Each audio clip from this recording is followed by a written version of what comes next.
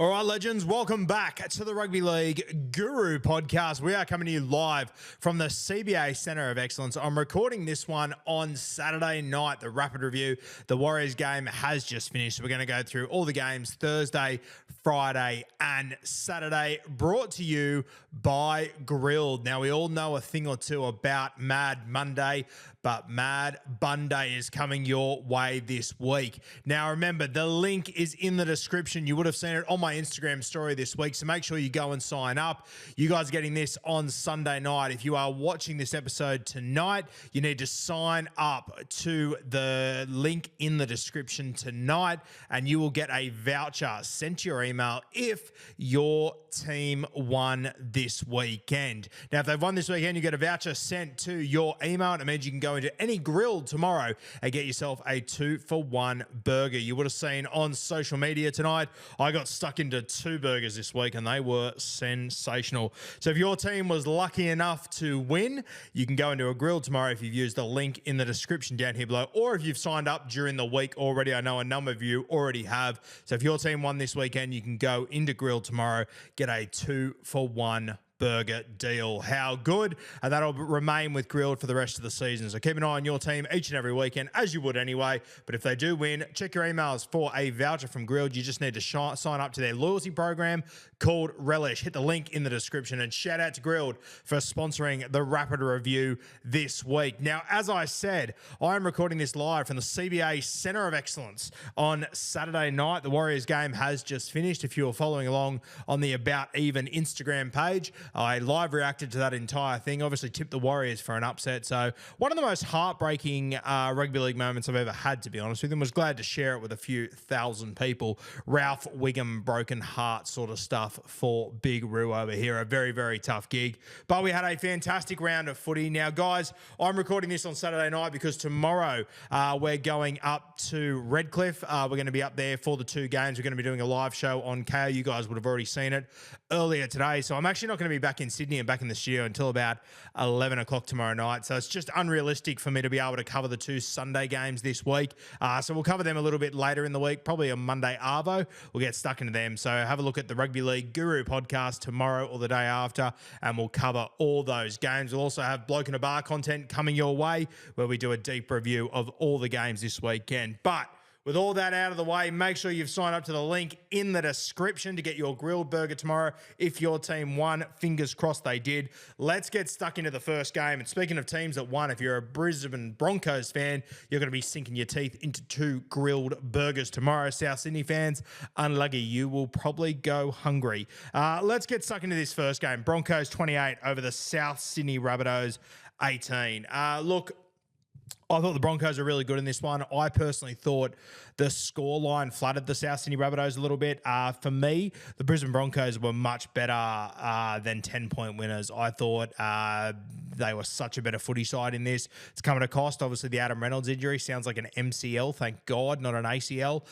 So we won't see Adam Reynolds for a couple of weeks. But I'll tell you what, if you're the Brisbane Broncos and you start to hear the 3 letters ACL thrown around, you'd give your right arm to wear an MCL. So good news for Adam Reynolds there. We will see him back in a few weeks. But the Broncos, a fantastic performance in this one. One guy that really stood out to me was from the CBA class of 2024, Dean Mariner. My God, he can move. He is very, very impressive. I saw a quote from him during the week, after the game, talking about how Kevin Walters has backed him in over a club legend like Corey Oates, and he just wants to repay the favour, and he's looking tremendous at the moment. That chip over the top try, unbelievable. He is just such a special talent. There's certain guys in this league that the ball just happens to bounce to. And I'll give you the hot tip. Dean Mariner, he is one of them. A tremendous talent. Reece Walsh, he is just a pleasure to watch every single week. I mentioned it in the Roo Crew the morning after the game. He is just an absolute pleasure to watch. I love everything about Reece Walsh, how he plays his footy. Being over there in Vegas and being able to watch him up close on a smaller field, it was evident that really held him back. I'm not sure how it came across on TV, but in Las Vegas, it was very evident that he was just looking so dominant, but he just didn't have the space to work with. A few times he dropped it on the inside of his foot and created opportunities and whatnot. But in this game, he just lit him up, Reece Walsh. He was very, very impressive. I thought that, mate, I'll tell you what, Selwyn Cobbo at left centre, he's scary. Defensively, not absolutely perfect and whatnot. That will come. We said that in the preseason, but just with the ball in hand, my God, he is just an absolute specimen, Selwyn Cobbo. There's things that he can do that just not many guys in our game can do, and not many guys even previously can do.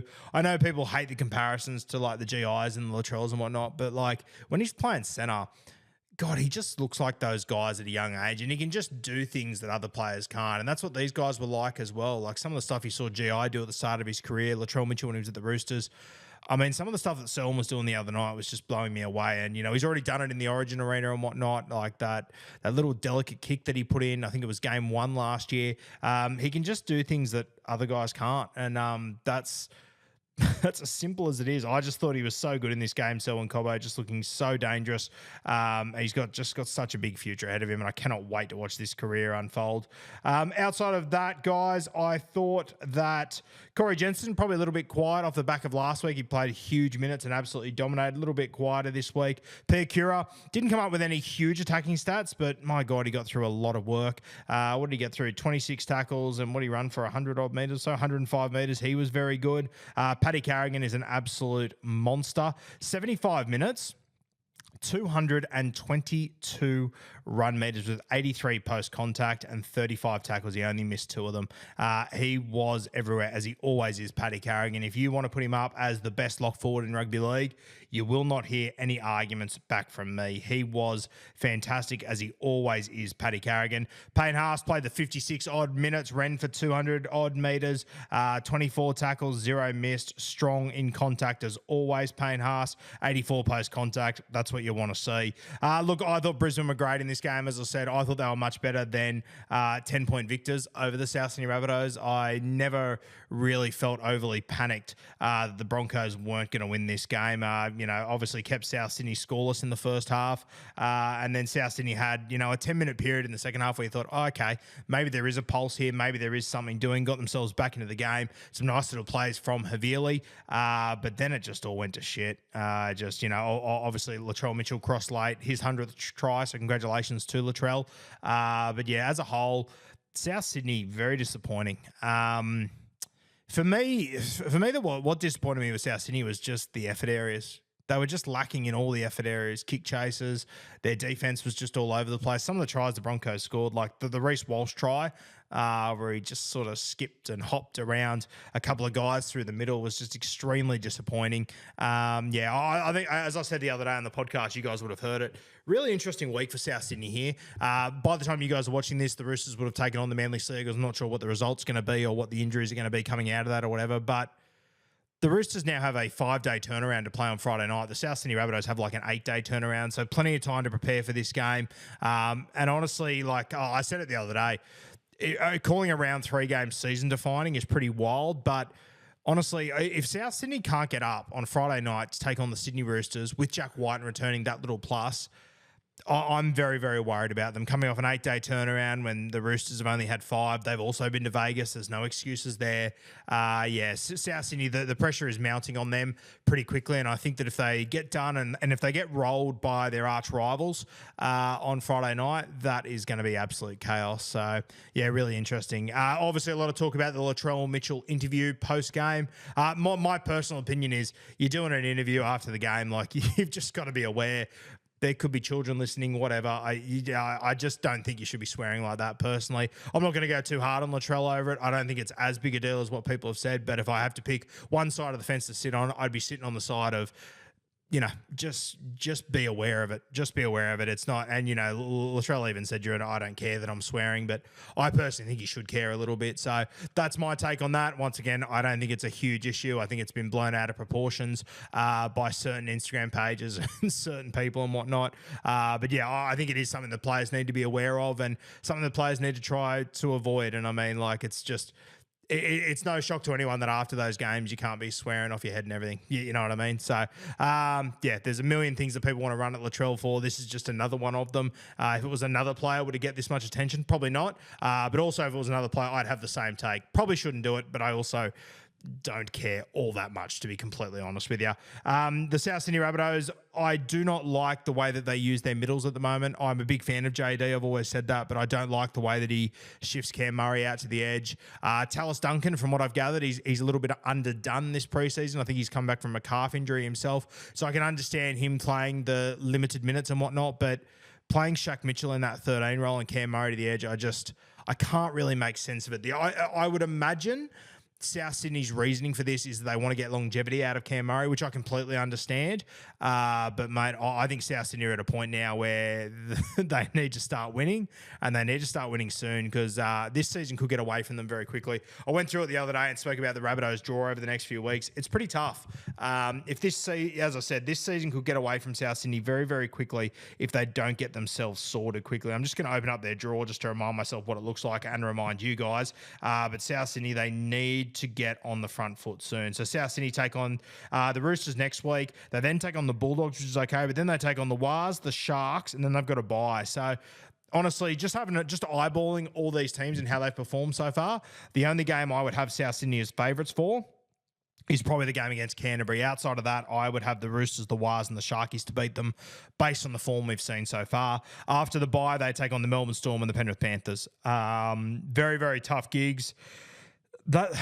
That could be a really tough draw if South Sydney don't get themselves sorted. They've got the squad to do it. They just need to put it all together.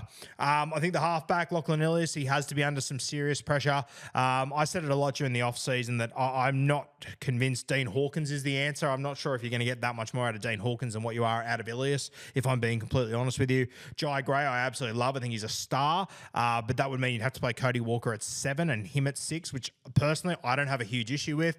I also think it's a serious chance to move Jack White into 5'8" and Cody Walker to 7. I know that we all look at Cody Walker as like an instinctive player and whatnot, but you talk to those South Sydney boys and they reckon he's the loudest voice out there by far and away. So I reckon Cody Walker could handle playing halfback. I personally don't think it would actually change his game all that much, especially when Latrell's on the field.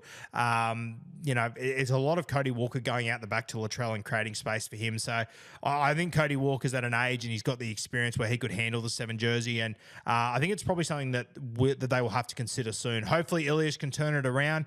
I can't probably see JD making a change next week before that Roosters game, bringing in a new halfback, unless it's to go Cody Walker and Jack.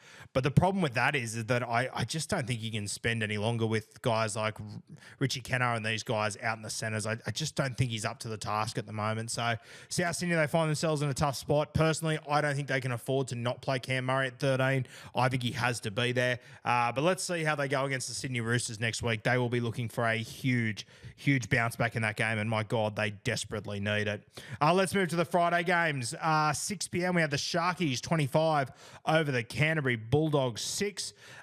Look, I'm actually going to start with Canterbury here. We'll talk about the Sharkies soon, but 25 points to 6. It's not pretty, and I get that, yeah.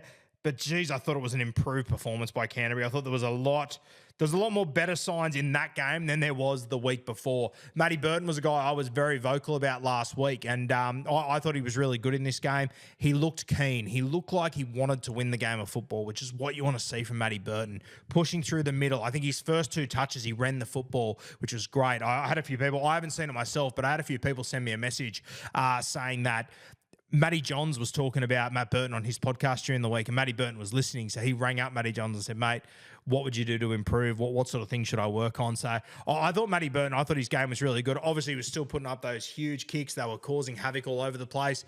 But the thing that stood out to me was just how keen he was, how involved he was. He was running the football. He was pushing up through the middle on a few occasions. Really, really, really good signs from Matt Burton. I think he's heading in the right direction again, which is good to see. We need Matt Burton to do that every single week, though. It can't be a flash in the pan whenever people start to question whether he's a 5'8" or not. He then has a good game. He just needs to do this every single week. That's what marquee players need to do, and he is a marquee player, and that's not underappreciating Matty Burton at all. He's a marquee player because he's an absolute gun. He should be a star in this competition, and if he keeps doing what he did the other day, things will start to turn for Canterbury. I'll say this for you Bulldogs fans. You lost your front row forward off the kickoff. Josh Curran had to come on and play huge minutes. You were without Josh Adokar. Things were far from ideal. And, you got to remember as well, you're still a side that's got a new fullback, a new halfback, a new lock forward, new wingers. Like, you've got new players all over that you're trying to gel. You've only been together for 2 weeks. It hasn't been an ideal 2 weeks either, let's be honest here. So, look, I think Canterbury fans, as much as, we joke on Bloke in a Bar about being patient and whatnot, you do just need to be patient because I think they are improving. I think they are heading in the right direction. I saw a lot of positive signs the other day that impressed me. I thought Maxi King was really good. You had to play with 16 in this game. It was far from ideal. I know it's hard when you've been patient for just so long, but I do think there was a lot of signs the other day that were really good. I thought Blake Taaffe played pretty well in this game. I've been pretty critical of him over the last probably 2 months, 3 months, including the preseason. And look, he played well in this game, but I still don't think he's the answer at fullback. I would still be making a change next week if I was the coach. But I think after that performance, it wouldn't shock me if Serrato does give him more opportunities, which I can understand as well. There's obviously something that they see in Blake Taaffe that I quite don't, or that a lot of us don't. So hopefully Blake Taaffe can bounce back from those poor performances in the trials and week 1 and continue the form he showed the other night. Josh Curran, my God. He's a low-key MVP in this side. I thought he was fantastic in this game. Had to play big minutes, got through an absolute stack of work. I think he had a line break assist at one point. He was everywhere, Josh Curran. Shout out to you, Sangster, and the Supercoach team over at the Telegraph. We need dual position, and I'll tell you what, my draft team desperately needs it as well. Josh Curran coming off the bench. He literally, Farmacelli got injured as a front row forward. Who came on? Josh Curran. Played as a front row forward. When Salmon came from the field, it was Kurt Mann that came on to play 13. So he just has to get dual position, Josh Curran. Personally, I think his skill set's being a little bit underutilized at the moment, but Canterbury have very few choices when it comes to front row forwards, so he's just forced to play that sort of role at the moment, but I think he's doing a tremendous job of it. Look, I thought Canterbury had a couple of really tough calls against them. Obviously, the one where Braden Trindle ran into the referee, it's a real kick in the dick. I feel for you Canterbury fans because there's not a hope in hell Braden Trindle made that tackle, but by the letter of the law, it was the right call, which sucks, and it feels like when the world's against you, these sort of things go against you as well. And as I said, I feel for you Canterbury fans big time because that's a really, really tough pill to swallow, that one. But unfortunately, it's just the way it goes. Look, I personally thought that Canterbury probably should have led at halftime. I thought they were good enough to lead at halftime. And then, unfortunately, in the second half, it just got away from them. Tries to Katoa, Mulatalo, Wilton. It just got away from Canterbury very quickly, unfortunately. But look, Canterbury fans, I know that we keep saying be patient. It was 12 points to 6 with 13 minutes to go. You were well and truly in this game. You were unlucky not to score another tries. The one thing that I would say to you guys as well is that the effort is there. The effort is evident. It's not like they're not having a crack. It's just about this team gelling and sorting themselves out, which is going to take a little bit of time. But you can finally start to see some of that tough DNA coming through. Hopefully they can keep building on it over the next few weeks because I thought there was positive signs. I'll say this as well, the back line. Throughout the entire game, Canterbury made 11 errors, which, as a whole, for a team that's gelling and everything, isn't really too bad, but 9 of them came from the back line. When your back line's making that many errors, and they weren't errors when you're trying to score tries and stuff like that, there was a lot of errors coming out of your own end. You just can't afford to make that many errors in your back line. Your forwards, they're getting through a lot of work. They're getting through tough carries. They're doing all the shit stuff. If they make errors, I can kind of wear it here and there. Your back line, though, you just can't have 9 errors from your back line when your team's making 11. So I think that'll be a big point they'll focus on next week. For the Sharkies, I thought Mulatalo was fantastic. Wilton and Hines. These are 2 guys I've been pretty critical of in the preseason about their defense. I thought both have been fantastic in the first 2 weeks. I didn't mention, I touched on it last week, but I didn't go too heavily on it because I wanted to see it again. But Hines in particular, you can see he's really worked on his defense. You can see he's putting a lot of pride into his defense as well. So shout out to Nico. He's gone away and worked on some of his weaknesses. This is the guy that's won a Dally M and I think finished in the top 3 or 4 the last 2 years or whatever. So shout out to Nico Hines, done a tremendous job. And Teague Wilton looks like he's improved out of sight as well. So full credit to those boys. When you're wrong, you've got to wear it. And at the moment, it looks like it's a very shit take by me on those 2. They're looking fantastic. Just on Wilton, my God. the lines that he runs, like we always knew, his attacking gun. This is why I drafted him last year and spoke him up so much in the preseason.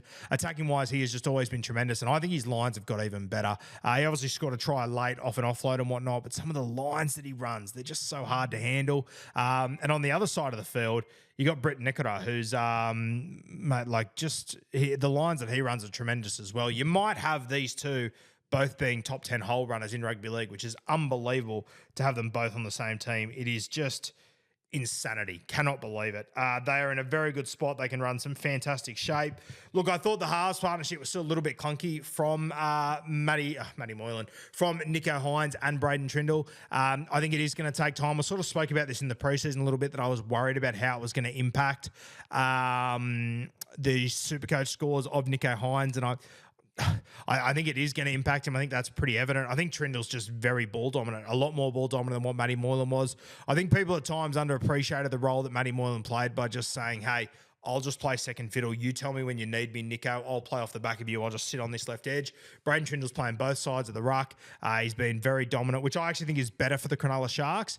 But for Nicho Hynes, Supercoach score-wise and all that, not ideal. But I think the Sharkies, you know what I love about the Sharkies? They're being resilient.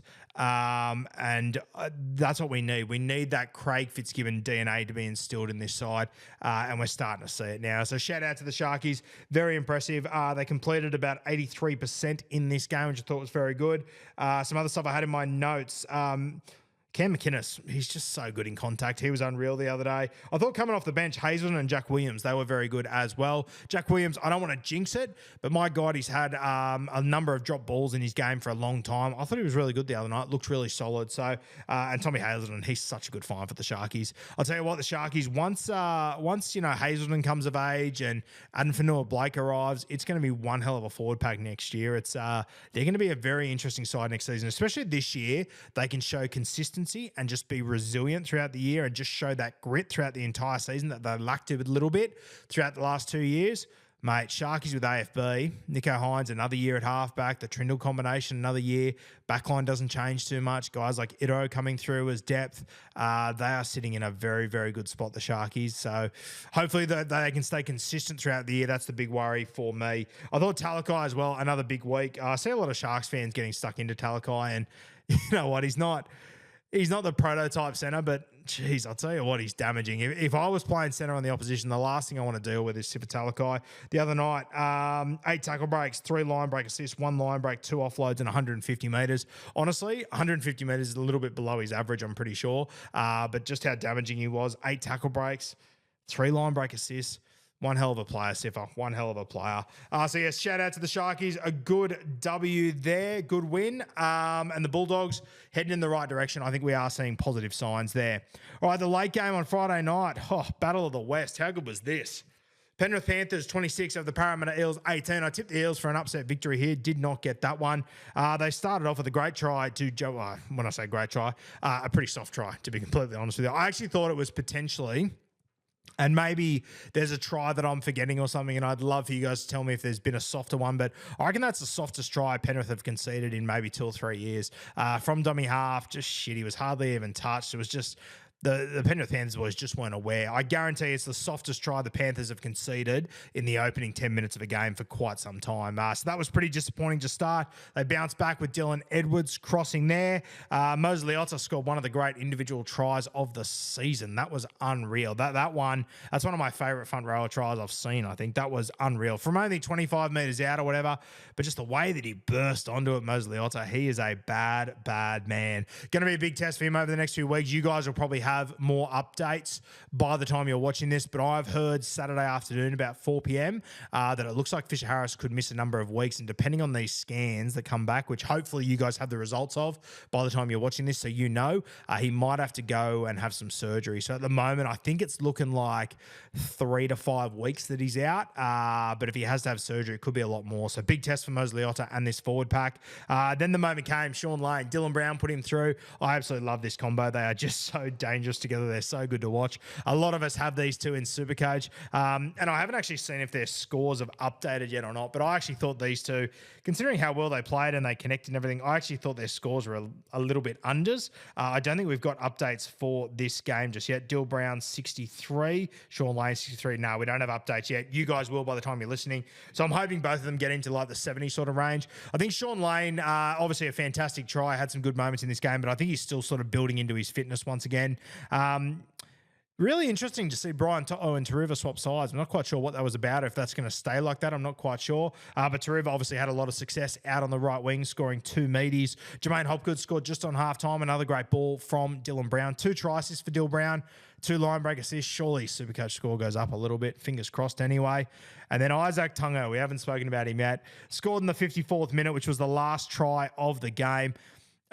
Look, I understand Parramatta had injuries. I get it, yeah, and they had to have different players marking him in different spots. And, Kelmer obviously played that game with half an arm as well. Morgan Harbour didn't have a great game too. I get it, but for a guy like Isaac Tungo to have 6 line breaks in a game, that is unbelievable. He's grown up being a left centre all of his life. Now he's a right centre. He's having 6 line breaks in a game against a pretty good Parramatta side. I get it. The matchup wasn't ideal. I get it, a little bit easier.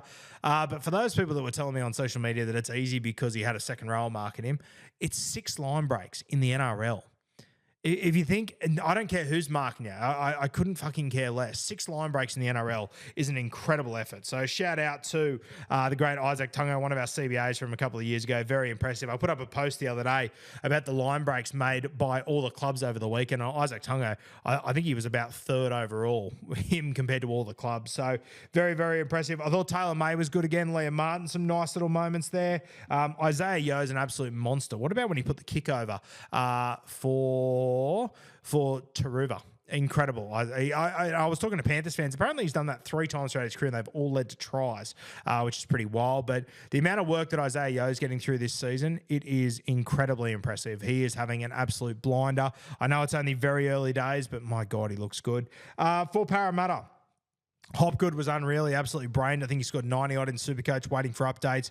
He had some really nice moments. I thought Joey Lussick, outside of the try, he played a role in the Moses Leota try. I thought he was really good. Obviously scored the first try, but I just thought his hands and everything were really good. I think he played close to 80 minutes, if not the full 80. And as I said last week, I thought all off-season, my God, we cannot have Joey Lussick playing 80 minutes. He's just not up to it. I walked away from last week going, you know what? Maybe I'm wrong. Maybe he can because he looked great. Played 77 minutes in this one. Looked really, really good. Look, I don't put too much into this with Parramatta. I think you walk away from this going, okay, this is who the Penrith Panthers are. It's no huge shock to us. We know they're a bloody good football side. We know they'll be a bloody good football side for another year. Parramatta, though, I'm not going to put too much emphasis on it. Look, Mitch Moses, still carrying that groin injury. It wasn't his greatest game. It wasn't a train wreck by any means. But I still think it's pretty evident he's carrying that groin injury. I don't think he's 100%. They had injuries. They lost Bailey Simonson early, which, Bailey Simonson isn't like an immortal of the game or anything like that. But what it did is it just sort of changed them around a little bit. It meant that sort of Bryce Cartwright had to shift, then Kelmer had to shift. It was a bit of a shit fight game for the Parramatta Eels. So I thought they looked good in round 1. I thought in most of this game they looked good. It's just that they had certain guys defending in certain spots who maybe it was a bad coaching decision. I'm not too sure. You can decide that for yourself. But you had, the Penrith Panthers, one of the best coached sides in this competition with, in my opinion, the best halfback in the game who just picked apart that edge and just kept going at him as you would. So I don't read too much into this for Parramatta. They are actually looking better than what I thought they would this season, to be honest with you. So we'll see how they go over the next few weeks and whatnot. But big news out of this one. James Fisher-Harris looks like he could miss a couple of weeks. You guys might have more information than me once you're watching this. Fingers crossed you do. And we've got a better idea of where we're at then. All right, let's move to the next game. Super Saturday. Oh, wow. The Canberra Raiders, 32 points to 12 over the West Tigers. The West Tigers' first hit out for season 2024. So obviously this is round 1 for this footy side. First time we get to see them. First time a lot of these guys get to play together. You had 3 debutants in this side. Obviously Lockie Galvin, Fate Ape in the centres, and Fainu, who came off the bench as well. Fainu actually scored a try as well, so full credit to him. I thought he was really good when he was on the field. I thought Lockie Galvin was incredible for his debut game. I don't want to rip into Bud Sullivan's Sullivan too heavy because I've always been a big fan of Bud, and I probably am going to be a little bit harsh on him because I know how talented he is and I know how good he can be, and I'm a little bit disappointed with his performance. He had an opportunity there as a halfback to really own that West Tigers side, and if I'm being completely honest with you, if I was given no context whatsoever to who Bud Sullivan was and who Lockie Galvin was, and you said to me, hey, one of the ball players out there is 18 playing his first game of NRL, honestly, I'm not sure which one I would have picked. I'm not confident I would have picked the right one. Galvin, he just looked composed. He looked keen. He looked excited. He wanted to be involved in the game, and I didn't quite see the same from Bud Sullivan. Who's more talented? Bud Sullivan by a country mile. I'll tell you what, Bud Sullivan is the most naturally gifted ball player that was on that field the other day. And I just didn't see enough from him. I didn't see enough effort. I didn't see enough want from him. So it disappointed me when Benji took him off, but it didn't shock me in the slightest. And the reality is they looked better when Galvin was steering the ship. Aiden Caesar came on, and you know what? I think he gave away a penalty for a strip, and then he gave away a high tackle early. But you know what? Aiden Caesar got on the field and wanted to make a difference. He wanted to have a red-hot crack. He wasn't sitting in the pocket, which did disappoint me with Bud a little bit. And once again, I am harsh on Bud because I rate him so highly, because I think he could be a genuine star in this game, and I think his best position is halfback, and he was just given an opportunity to be a 7 in that game. And I just don't think he grabbed it by the horns. I really don't. I look at the way that Galvin played. I look at the way that Ethan Strange on the other side of the field. Man, these guys were keen. They wanted to rip in. They were playing like they were playing for their position. I didn't quite get that vibe from Bud. So I really hope he can bounce back over the next 2 weeks. I hope he's given another opportunity. But yeah, going to be very interesting to watch that little situation play out, because in my personal opinion, that was a little bit disappointing from Bud Sullivan there. Zach Hosking for the Canberra Raiders. My God, how good was it when I put up the Mal Meninga bronze statue thing, sort of taking the piss out of the great Timmy Williams with his photo on there. And then I think on the next try that he scored, Vossi mentioned that they've got a Mal Meninga statue, they've got a Laurie Daly statue. Let's get a Zach Hosking one, which I had a little giggle at. That was fantastic. But Hosking was unreal. I said it last week. He's got to be in this 17 when Elliott Whitehead is back. Where he fits, I'm not too sure. Might be a spot to chuck him on the bench. Maybe jersey 17 might be Zach Hosking's spot. Maybe Elliott Whitehead comes off the bench. I'm not too sure what they're going to do here, because I'll tell you what, Hosking, he's been the Canberra Raiders' best player 2 weeks in a row, in my opinion. He's been tremendous, so credit to him. Xavier Savage, I thought he got under their skin. I thought he had a good game, come with some very nice moments. Ethan Strange, though, I just love the energy that this kid comes with. We just spoke about Bud Sullivan. I didn't quite see it from him, but Ethan Strange, I thought he was unreal. I thought he was very, very impressive. Ran the ball, really took him on. Absolutely loved his performance. Seb Chris came back with another good game.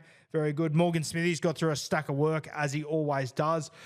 Did he play the full 80? He might have gone close to it. He might have played about 75 or so. Just having a look at some stats here. Obviously, guys, I've come from just watching the last game and getting straight into this. So this is very much a live reaction sort of review stuff for you guys.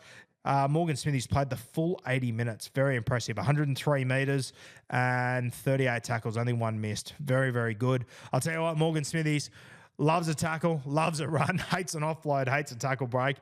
He is just all tough stuff, and I think that's just what he's going to be all year. He's a very good signing for them. Outside of that, guys, I thought Jamal Fogarty did his job. Danny Levi scores another try, and thank God he did, because his Supercoach scores a bang average without a try.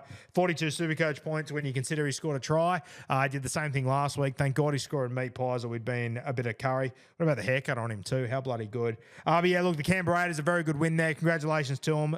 2-0, how good. And 2 13-plus victories, which you love to see. Life without Jack Whiten.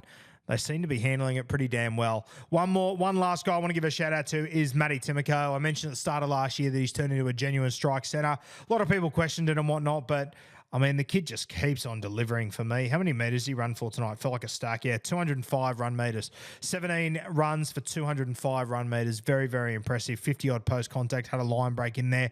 I thought he was great, Matty Timoko, so credit to him. 5 tackle breaks for Ethan Strange. Pretty impressive. Pretty damn impressive. Look, the Tigers, we already covered a lot of guys here. Obviously, they lost Stafford Toa sort of during the second half, so that wasn't ideal. They made a change of Bud Sullivan for Aiden Caesar, which I get. Interesting to see what they do next week. Obviously, Johnny Bateman, he was fired up, getting under everyone's skin.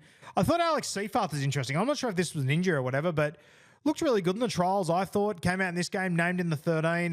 Maybe I wasn't paying close enough attention, but I was a bit surprised that Benji took him off and didn't put him back on. That surprised me a little bit. I thought Appy was all class in this game. Fuck, he had a good game. Appy was everywhere.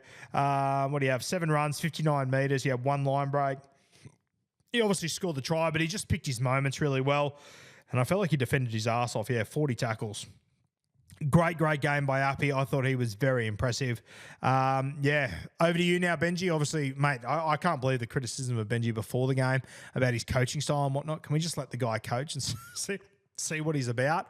I know he finished last season coaching and whatnot, but let him have a preseason. Just let him get into his work. Yeah, he's got a completely new team, all new players. Just let Benji coach, for fuck's sake, please. Just give him an opportunity. Look, we'll leave that game where it is, but a great win by the Canberra Raiders. Keen to see the West Tigers back it up next week.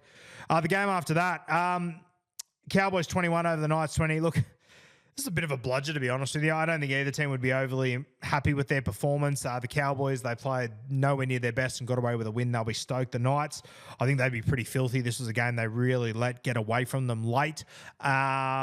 Look, this game was really scrappy. Probably not a heap to talk about here. I mean, Adam Elliott scored 2 tries in the first half. You don't see that very often. One of them, I think, was Jack Hetherington that put him through a hole through dummy half. Just an odd game for this sort of stuff. The Cowboys were kept, scoreless in the first half, 12-0 to the Newcastle Knights.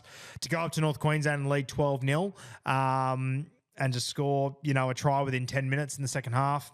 Pretty disappointing for the Newcastle Knights coming off last week. They looked a million times better. The Knights side that played this week probably gives it to the side that played last week. But, I don't know what it is with Newcastle. I'm just going to have a look at the errors because I haven't had a look at this stuff yet, but I assume pretty high for both of them. Possession down the middle. Cowboys 70%.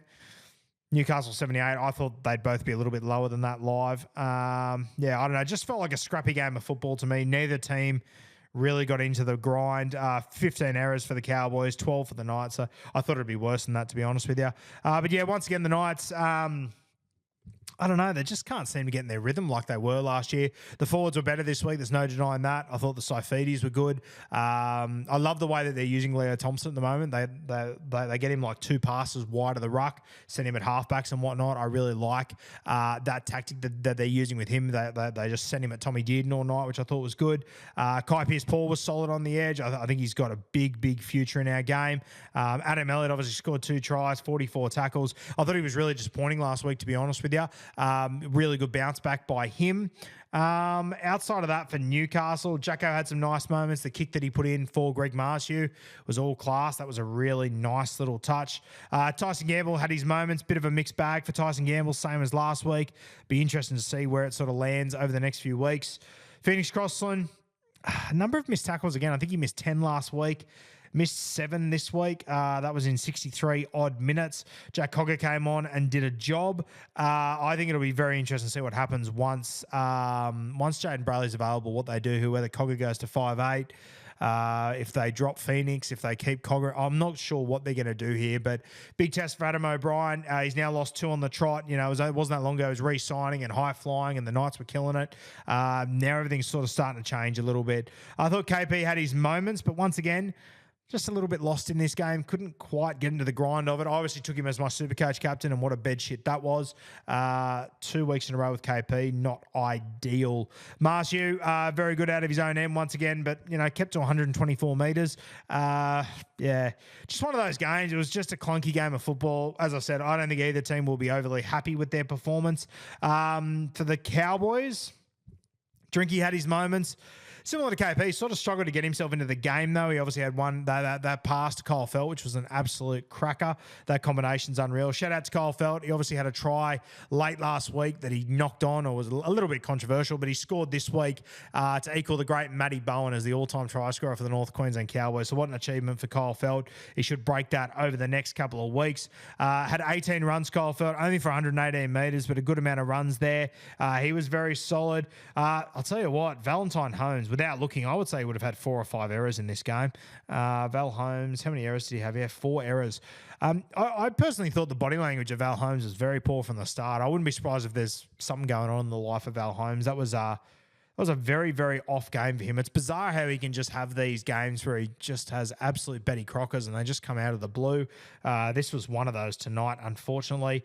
Zach Labart didn't really have the opportunities that he had last week. And this is sort of what we spoke about during the week about, people going early on Zach Labart to get him into their side and whatnot. He scored 24 on the weekend. So, he went from averaging 100 to, now he's scored 125 points or whatever. Now that average is sort of down to 60, which is still good. But this is the sort of stuff you just need to take into consideration with your Supercoach sides. Don't chase last week's points, especially in round one. It's a 3-round rolling average. That 100's only going to be in his rolling average for 1 week. If he scores 25 the next 3 weeks, he'll actually lose money pretty soon. So a good little lesson there, just as an example. Outside of that, I thought Ruben Cotter got through a stack of work, played big minutes and got through an absolute heat. Tommy Dearden was sensational. That try that he scored where he just bulldozed his way over. I think the commentator said sometimes he just plays like a front row forward. He's just too tough for his own good. I'll tell you what, I wish Tommy Dearden was a New South Welshman. Fuck, I would love to have Tommy Dearden on our side of the fence. Taumalolo, 52 minutes, a good little bounce back, 46 Supercoach points. Considering the 16 last week, you would be absolutely stoked with that. The worst news out of this game, the injury to Helam Lukey. Only played the 27 minutes, looks like a lower leg injury, so we'll see where it all lands with Lukey, but very, very disappointed with that outcome. We want to wish him all the very best because he is just such a talented footballer. I thought Nanai had some really nice touches, scored a good try. Defensively, made 40 tackles, only missed 2. And he had, 10 or 11 runs? Yeah, 11 runs in this game. So 12 months ago, I think the bloke was having 11 runs in about a month. So to be doing it tonight, plus 40 tackles, he's really starting to come of age, Nanai. So full credit to him. Obviously played Origin and dominated, but it was that week-to-week club footy that was going to be his big challenge. And I thought he was really good. We said it all last week. The interchange that happened last week just didn't make sense to me. Guys like Granville playing 50, guys like McIntyre playing 50. I think what you saw in this game is more so what it's going to look like for the rest of the season, where McIntyre plays 16, Granville plays 38, your Ruben Cotters of the world play 60 to 70. Taumalolo, when he's available, will play 50-odd. Jordan McLean, 47. I think that they rested a lot of guys last week because they were up by so much, and personally, I think it makes sense. I think it's good coaching.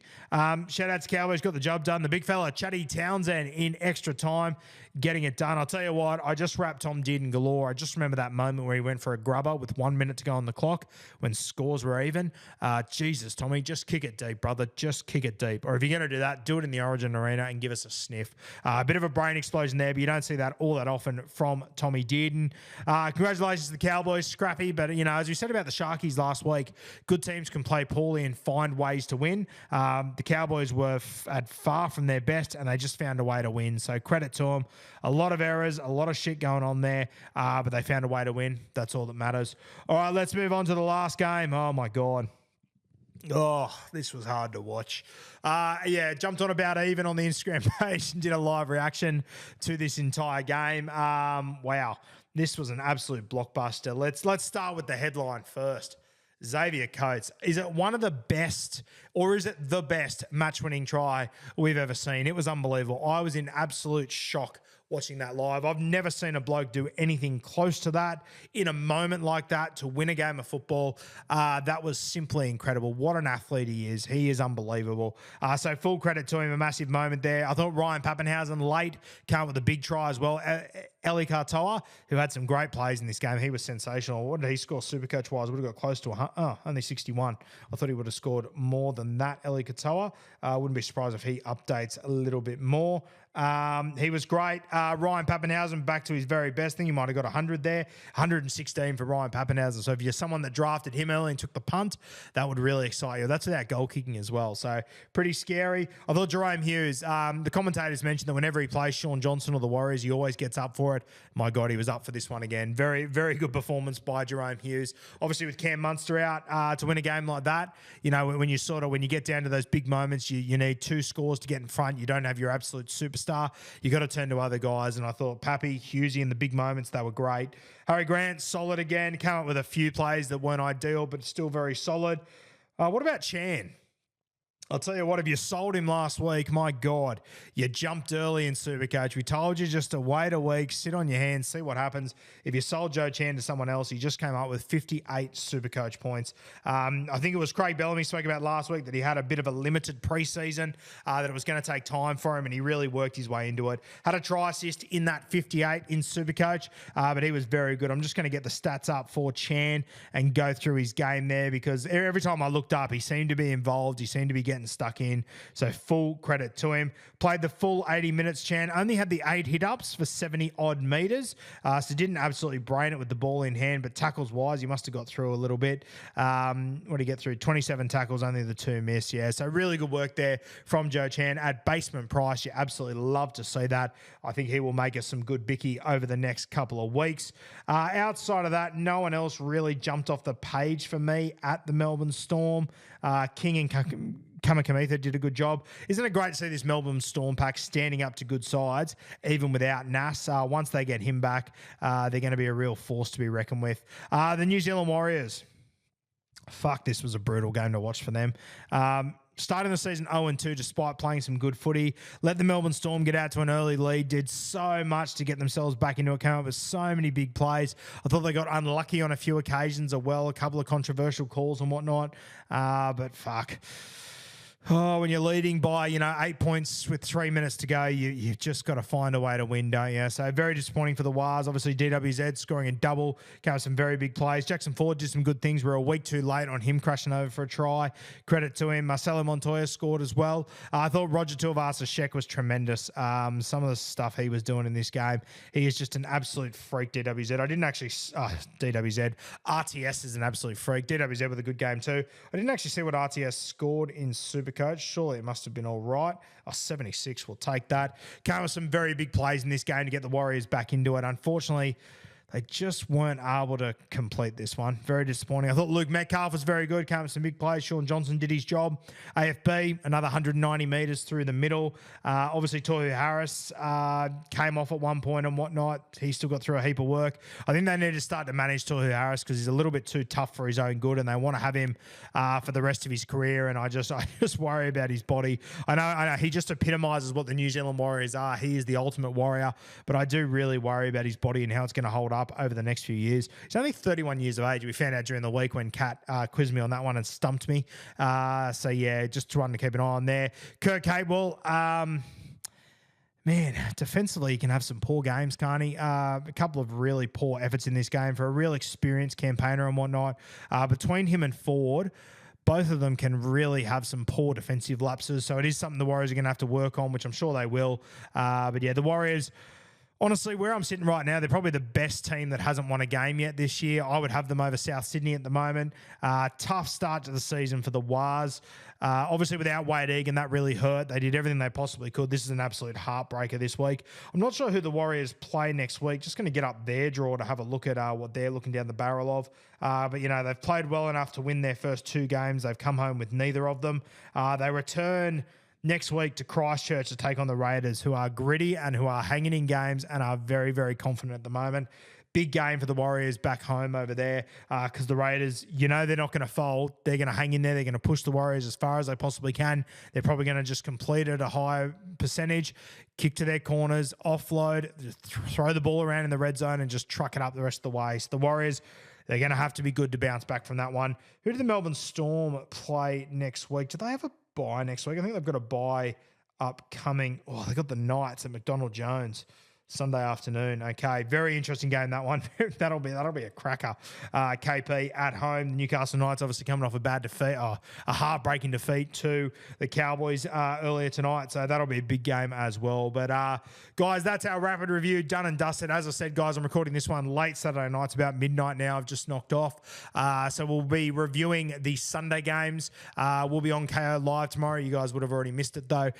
So we'll be on there and then we'll review the other games later in the week. But But guys, make sure you go to the link in the description. You have to do it tonight before midnight to get your 2-for-1 grilled burger tomorrow if your team won. So make sure you go and check that out. Join the Grilled Loyalty Club, which is called, I'm shooting a blank on what it's called right now off the top of my dome. Relish. It's called Relish. Sorry, apologies for that. Relish, the Grilled Loyalty Program. So hit the link in the description. Go and sign up. I got stuck into 2 burgers during the week and they were unreal. Myself and Kat had a little feastos here. You would have seen the content on social media. Grilled, thank you for sponsoring the Rapid Review in the first few weeks.